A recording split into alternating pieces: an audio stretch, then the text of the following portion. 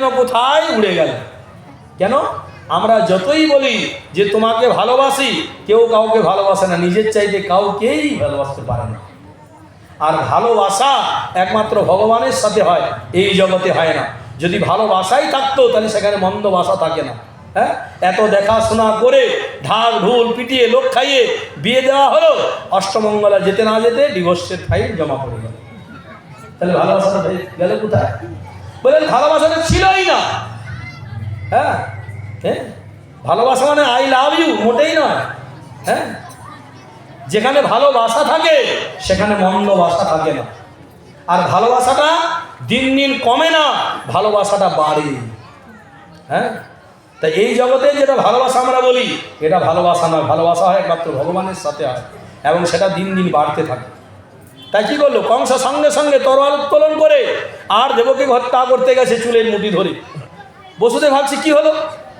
সঙ্গে সঙ্গে তিনি চিন্তা করলেন, এখন যে এর সাথে যুদ্ধ করে পেরে উঠবো না।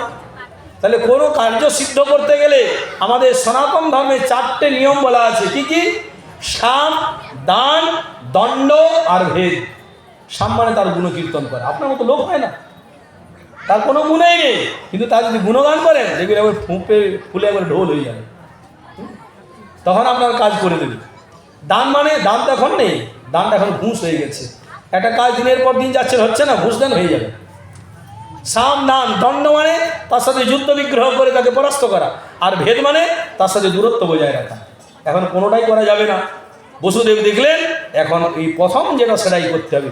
কংসের গুণকীর্তন করতে লাগলেন, মহারাজ আপনার মতো লোক হয় না, আপনার ভয়ে দেবতারা গুহায় লুকিয়ে থাকে, আর আপনি সামান্য একটা মহিলাকে হত্যা করবেন, তারপর আপনার ভগিনী, এটা আপনার ঠিক না।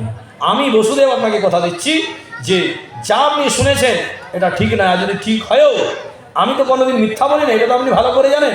তাই আমাদের সন্তান ভূমিষ্ঠ হলে আপনার হাতে তুলে দেবো, আপনার ভয় কিসে? তখন কংস আশ্বস্ত হলেন, বললেন বেশ যাও, ছেড়ে দিলেন। 1 বৎসর অতিক্রম যখন হলো, তখন